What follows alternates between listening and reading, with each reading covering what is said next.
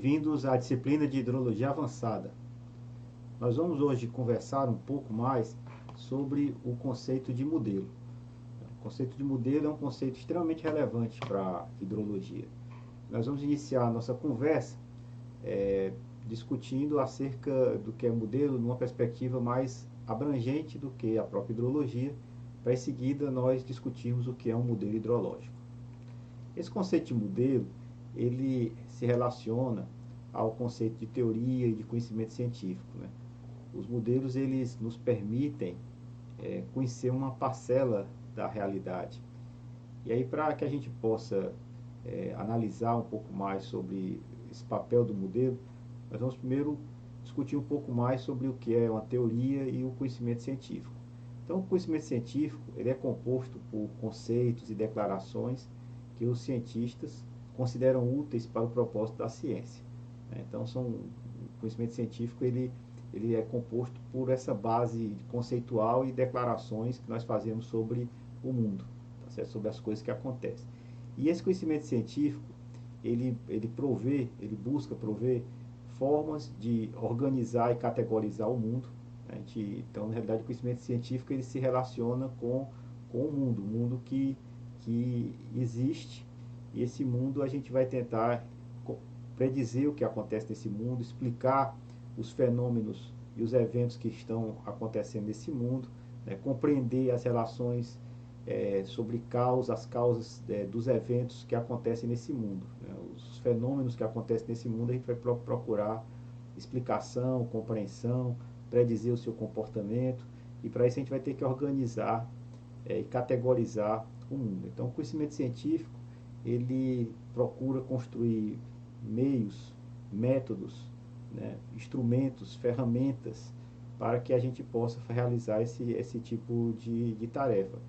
E no contexto do conhecimento científico, os modelos e as teorias, elas têm aí um papel fundamental, tá certo? A gente pode fazer uma discussão sobre esse conceito, os conceitos de o que é teoria e o que é modelo, à luz das preocupações da filosofia da ciência. A filosofia da ciência, ela tem um princípio fundacional, que é exatamente estabelecer de que tratam as teorias, qual é o conteúdo das teorias, e uma outra é dessa relação entre a teoria e o mundo, e a teoria e os usuários da teoria. Então, a filosofia da ciência, ela tem essa preocupação de definir exatamente o que é uma teoria e qual é essa relação que a teoria tem sobre o mundo, que aí está associado, inclusive, ao conceito de a gente aceitar ou não a teoria, da aceitabilidade de uma teoria. Então, nós vamos conversar um pouco sobre isso. Antes disso, porém, é importante a gente falar sobre alguns conceitos que vão fazer parte dessa discussão. Primeiro é o conceito de fenômeno. Vamos definir aqui um fenômeno como aquilo que a gente consegue observar, tá certo? Então, são fenômenos observados, são eventos observados, que vão acontecer no mundo. Então, esses eventos observáveis no mundo, nós vamos chamar de fenômenos.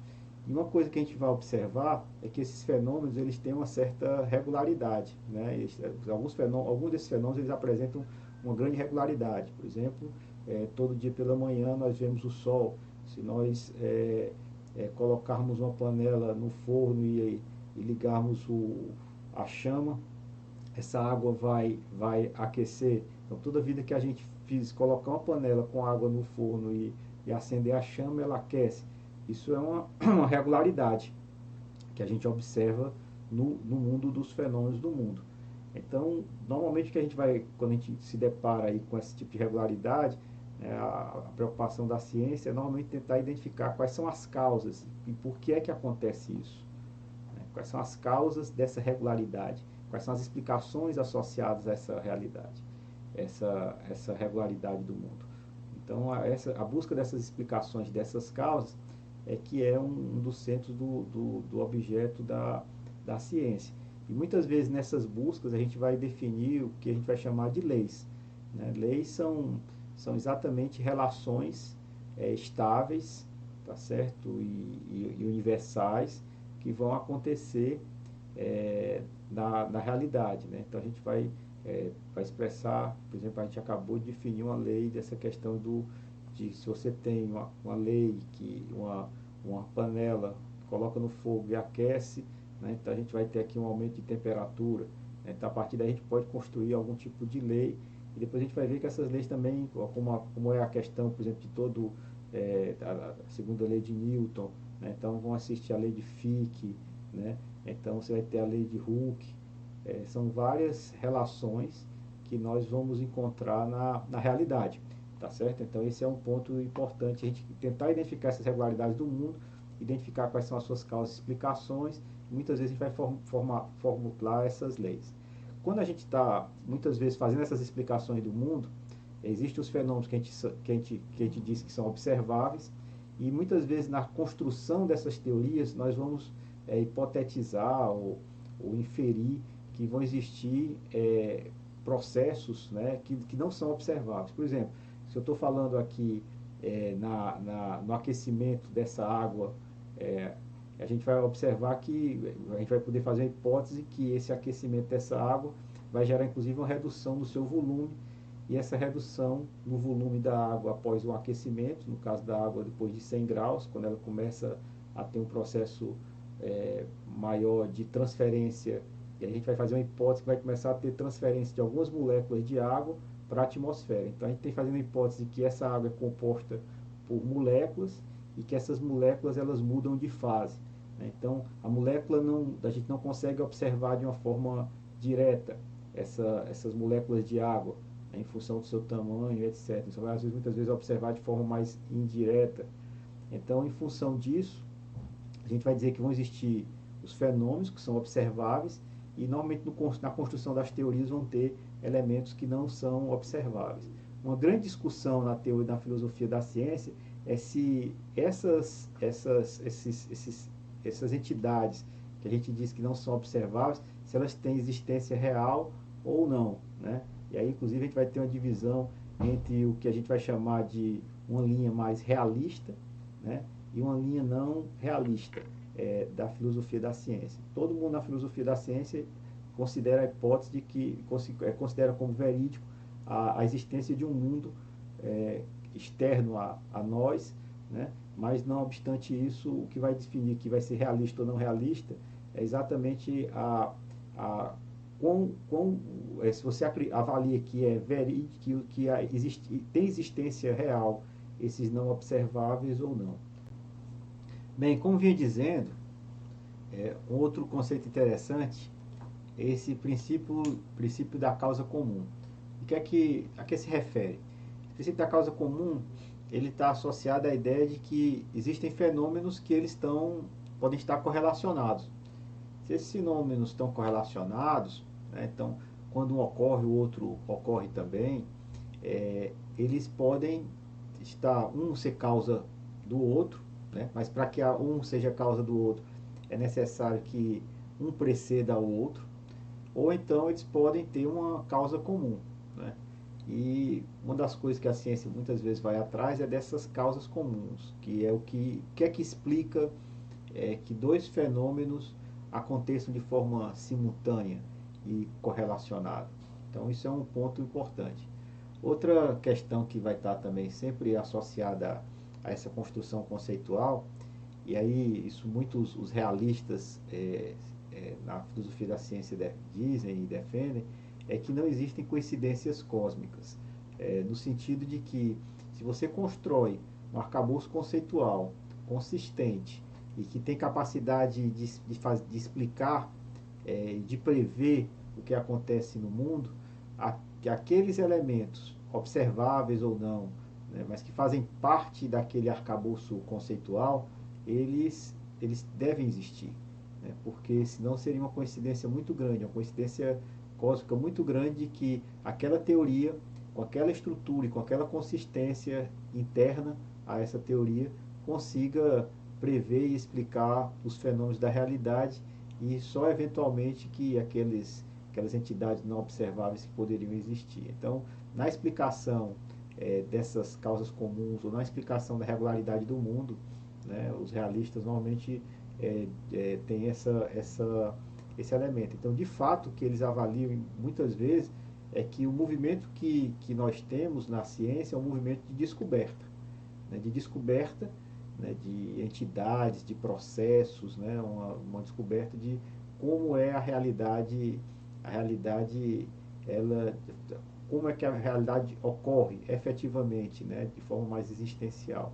E alguns outros avaliam que não é bem assim, né? Então tem uma discussão muito interessante. O Van Fraasen, ele, nessa imagem científica, ele faz essa discussão. Ele diz que, na realidade, na ciência, o que nós fazemos são construções conceituais, e que nessas construções conceituais há uma explicação efetiva da, da realidade do ponto de vista dos fenômenos, mas esses outros elementos que são supostos existirem ou ocorrerem são mais específicos da teoria, né, e não tem uma aderência tão grande, uma aderência existencial, não existem, podem não existir de forma concreta, tá certo? Então, a gente na ciência, alguns dizem que a gente descobre coisas e outros dizem que a gente constrói para a partir dessas construções conceituais explicar os fenômenos que têm sua existência real. Mas vamos aqui primeiro, vamos fazer uma definição do que é uma teoria, né? A gente pode dizer que uma teoria, que as teorias elas dão conta dos fenômenos, ou seja, os processos e estruturas observáveis. Então, reforçando aquela ideia de que, e aquele conceito de que fenômeno é o que a gente consegue observar. Então, o que é que a teoria faz? Elas dão conta do fenômeno. Elas, postulando processos, elas dão conta dos fenômenos, postulando outros processos e estruturas que não são diretamente acessíveis à observação, que é aquilo que eu chamei de não observável. E que um sistema qualquer, e que um sistema de qualquer tipo é descrito por uma teoria em termos dos seus estados possíveis. Então, uma teoria, na realidade, ela vai tentar exatamente compreender, explicar os fenômenos, que a gente está definindo assim como dar conta do fenômeno ser isso, tá certo?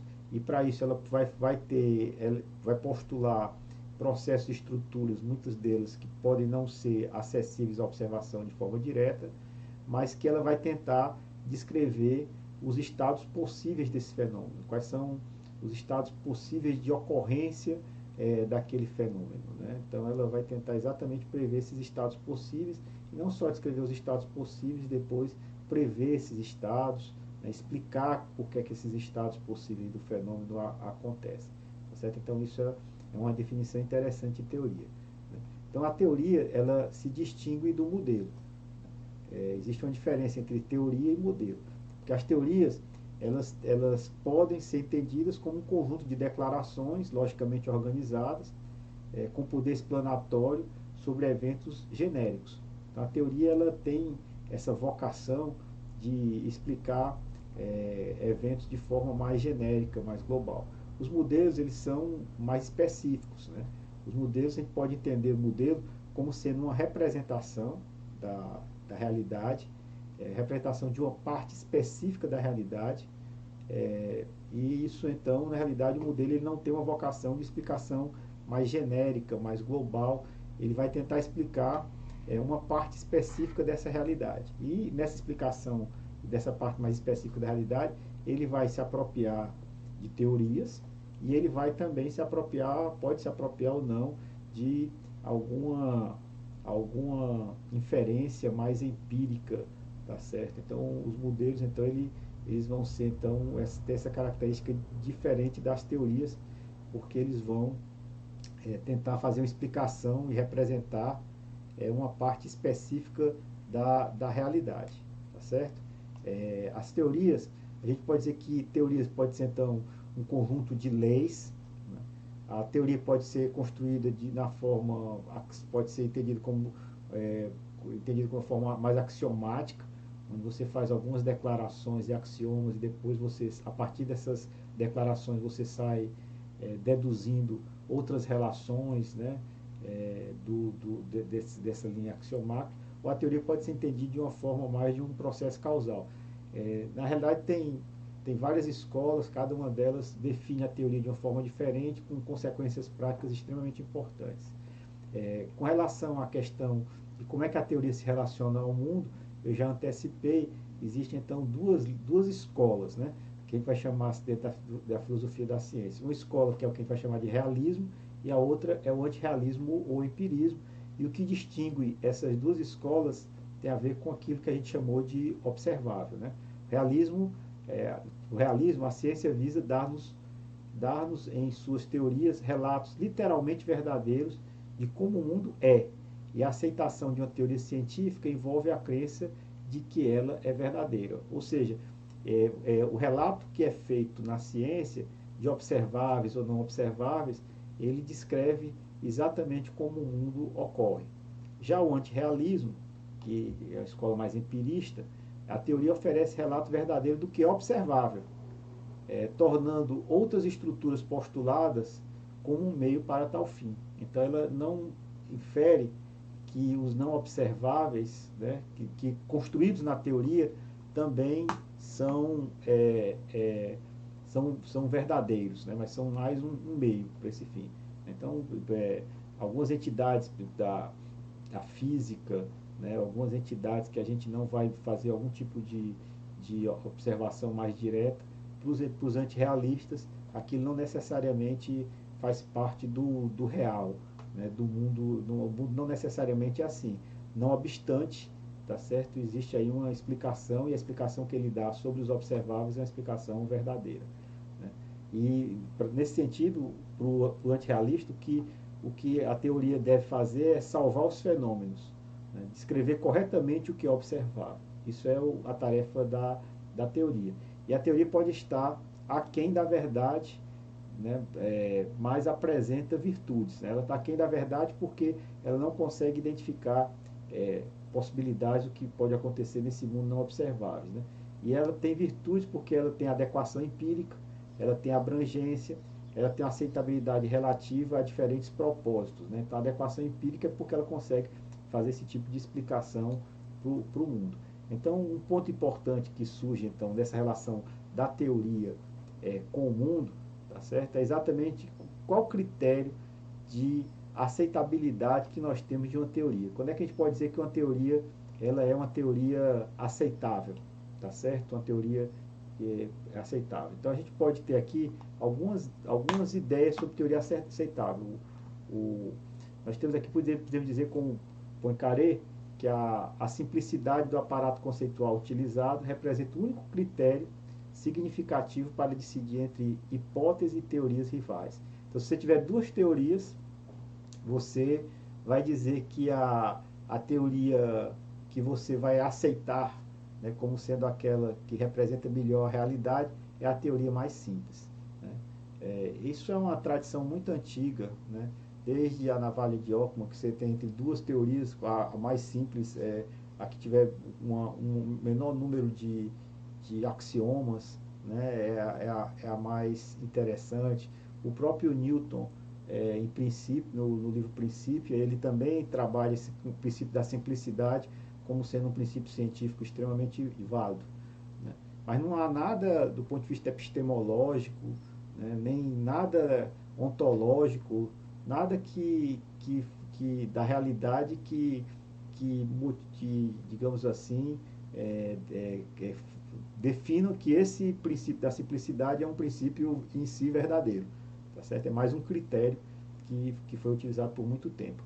O Kuhn, ele diz o seguinte, que além do critério local de adequação da teoria com o domínio da experiência, que ele é correspondente, ou seja, além de um critério de que a teoria tem que corresponder à realidade e salvar o fenômeno, é necessário que haja também um critério de natureza mais global para a aceitação da teoria, para a escolha de uma teoria, tá certo? Então, essas várias teorias rivais, né, elas têm aí tem que ter uma coerência global entre a teoria que você está considerando como aceitável com outras teorias já estabelecidas.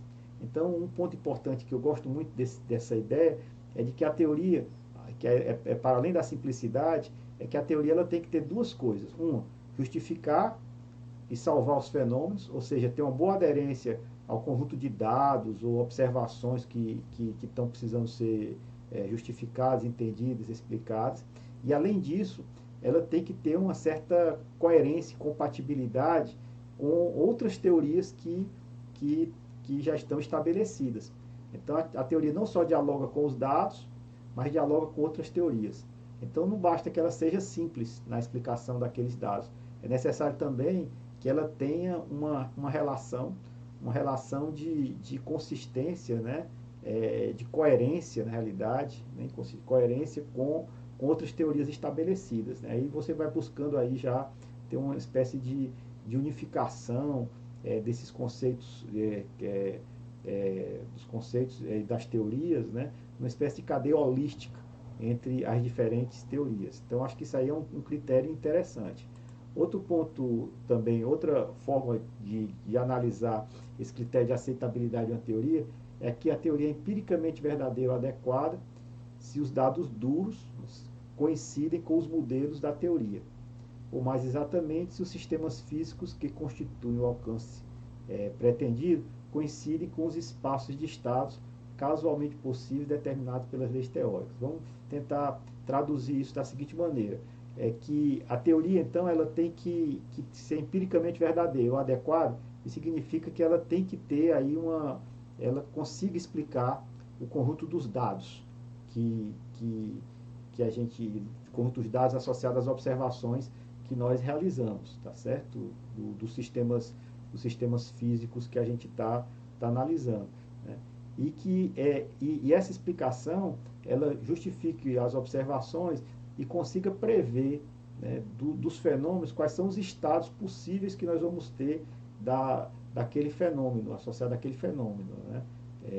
Então, quais são as possibilidades que aquele fenômeno tem de ocorrer, tá certo? Então, quais são os estados casualmente, a análise dos espaços de estado que são causalmente possíveis determinadas pelas leis teóricas, né, associadas àquele fenômeno. Então, esse é um outro ponto importante.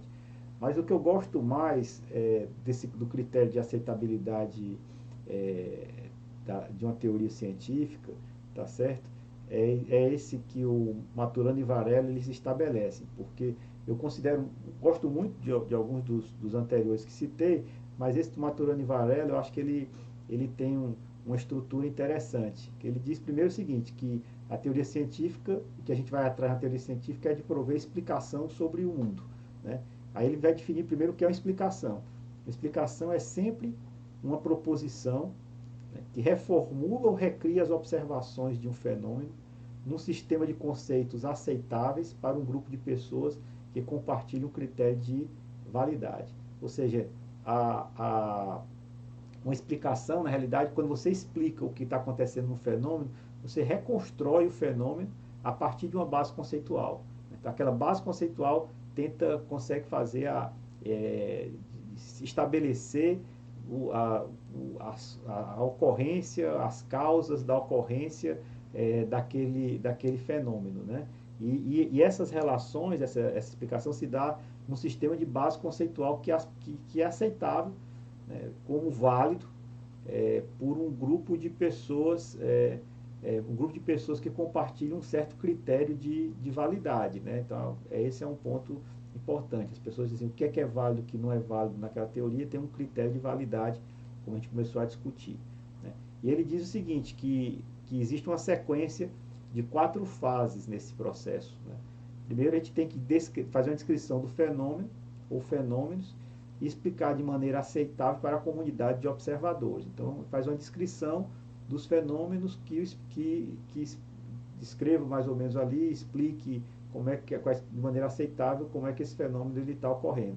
Depois a gente faz um segundo movimento, que é um movimento de proposição de um sistema de conceitos capaz de gerar o fenômeno e explicar de modo aceitável para a comunidade de observadores, que é uma hipótese explicativa. Então, depois que a gente descreve esse fenômeno, a gente propõe conceitos que expliquem a ocorrência daqueles fenômenos, daqueles estados possíveis que os fenômenos podem ter. A partir disso feito e a comunidade aceitar que essa explicação é uma explicação já razoável, a gente começa a fazer um outro movimento, que é um movimento de dedução.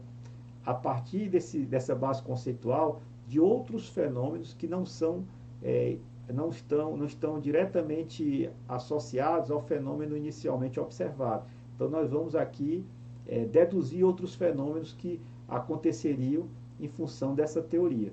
E a partir dessa dedução desses novos fenômenos, nós vamos tentar identificar no mundo esses novos fenômenos, tá certo? E a partir dessa dedução desses novos fenômenos, que a identificação de que eles existem, reinicia o processo de descrição desse novo fenômeno e toda a sequência volta a ser operacionalizada.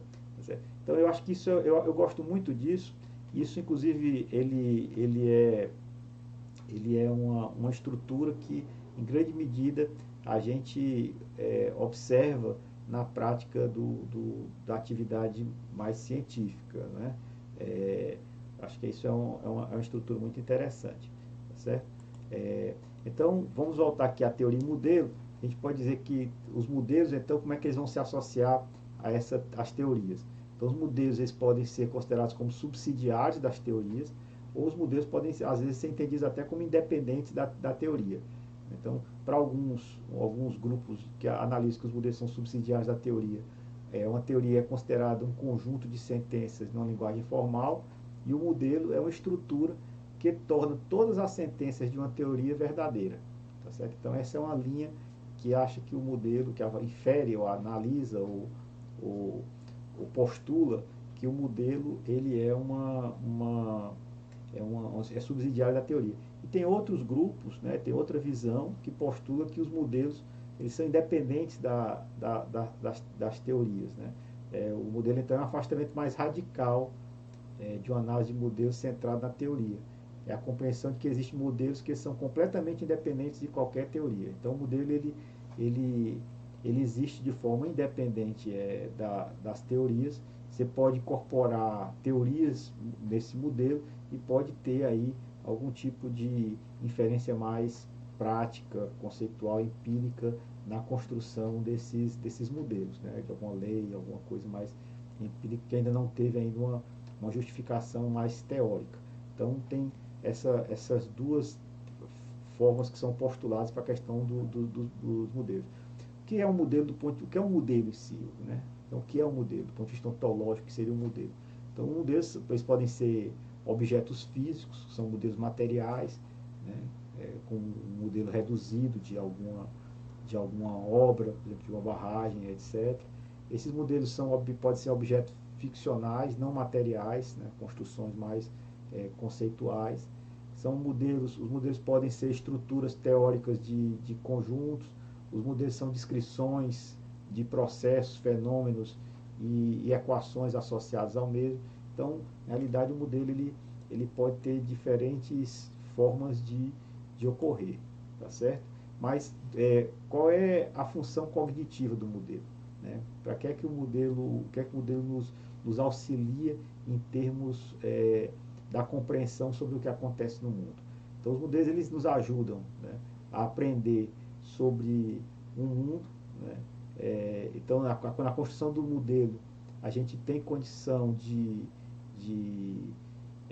entender regras, né, fixas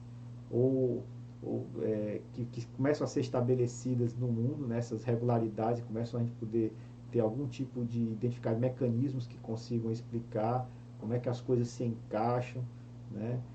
O modelo também ele pode ter uma aplicação que a gente pode aprender sobre o sistema alvo. Então, primeiro a gente pode, no modelo, aprender sobre os processos, né? Sobre as inter-relações que vão existir de diferentes momentos, componentes, processos que vão existir na realidade, né? Diferentes fenômenos. Segundo, a gente pode aprender mais de forma mais específica sobre um sistema ou um momento mais específico, né?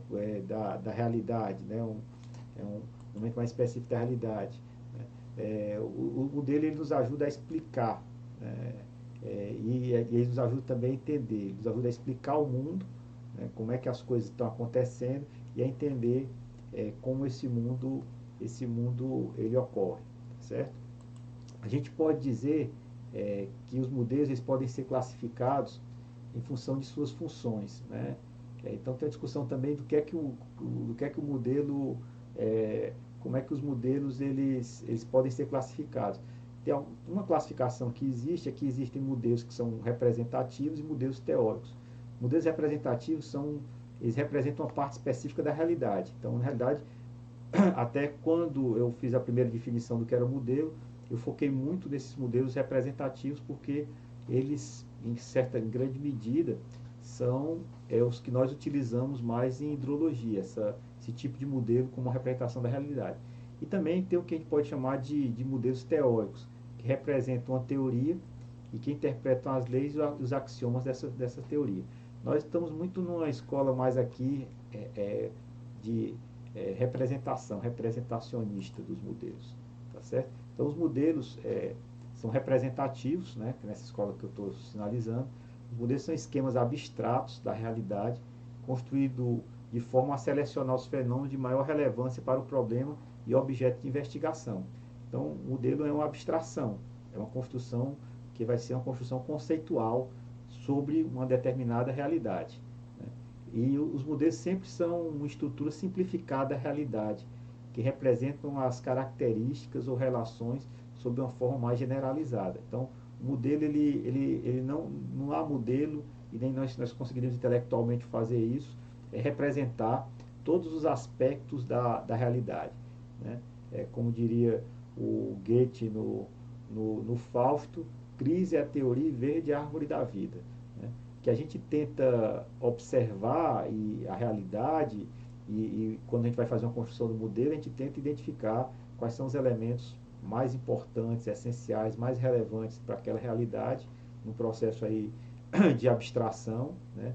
E a partir desses elementos a gente tenta reconstruir o que ocorre na realidade, reconstruir algum tipo de estrutura conceitual que permita a gente inferir, explicar, tá certo? Prever o que está acontecendo no mundo, né? Naqueles fenômenos que estão sob nossa observação. Então, o modelo, desse sentido, é uma construção cultural, né? É uma ferramenta construída pelo homem para poder entender a realidade. Né? Então, é assim que a gente entende um pouco esses modelos como elementos de representação. Os modelos teóricos, eles já têm uma lógica um pouco diferente, eles são definidos como interpretações ou realizações de uma teoria ou lei geral sobre um determinado fenômeno. Então, eles estão mais aderentes, eles são mais integrados a essa base conceitual, essa base teórica. Né? Mas o que é que esses modelos eles representam na prática científica? Né? Tem dois posicionamentos antagônicos, né, sobre a utilização e os modelos na prática científica. Tem uma visão sintática das teorias, que para a qual o modelo científico é considerado interpretação alternativa de certa teoria, e assim é visto como irrelevante para a ciência, não é nossa abordagem. E tem uma visão mais semântica das teorias, que concebe os modelos como componente essencial e integrais da teoria, possibilitando testá-las e fornecer suas explicações. Então, para a gente é um pouco mais essa visão mais semântica aí das teorias, é a forma como ela enxerga os modelos, né? Que a gente vai conceber o modelo então como uma componente essencial e integrais, inclusive das teorias, possibilitando testar as teorias e fornecer suas explicações. Né? Então, a visão semântica das teorias sugere abolir o cálculo formal e enxergar uma teoria como uma família de modelos. Né? Então, na realidade, o que a gente vai ter nessa escola aí a teoria, então, é uma família de modelos. Né? E então, a base para isso, o modelo, então, ele passa a ter um papel essencial. Né? A última fase da filosofia da ciência, ela tem um movimento muito importante do que a gente vai chamar desses modelistas. Né?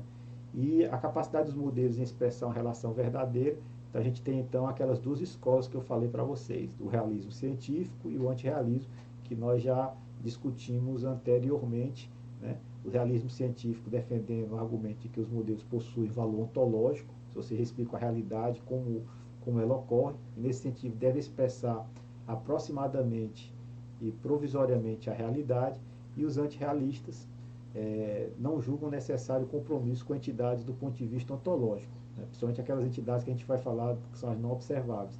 Sob essa perspectiva, as hipóteses sobre o mundo são construções mentais que se impõem não por seu caráter referencial, mas em função de sua capacidade explicativa. Então, aqueles não observáveis, eles não têm um compromisso ontológico, ou seja, eles não têm aí, a teoria não requer que eles existam efetivamente. O que tem que existir e o que tem que ser justificado são os observáveis, são os fenômenos, né? Então, isso é a linha antirrealista. Obviamente, os dois inferem que o mundo existe independente existe de uma forma autônoma, né? Existe um mundo, tá certo?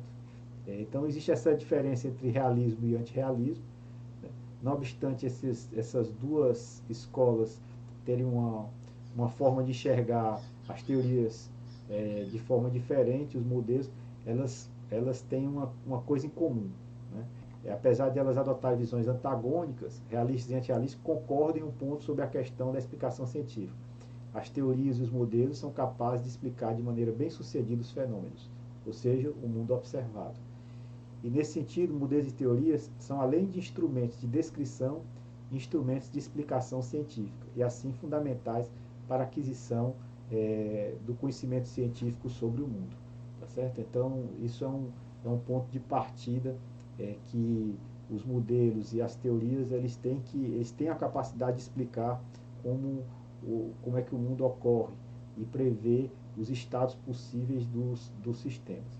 Então, essa é uma introdução sobre essa discussão sobre conceito, sobre teorias e modelos do ponto de vista mais abrangente, do ponto de vista da filosofia da ciência, para que a gente agora possa, em seguida, trabalhar esse conceito do que é modelo, olhando de forma mais específica os modelos hidrológicos, né? E aí a próxima pergunta é exatamente o seguinte: e daí? O que é um modelo hidrológico? E nisso nós conversaremos no nosso próximo vídeo. Obrigado.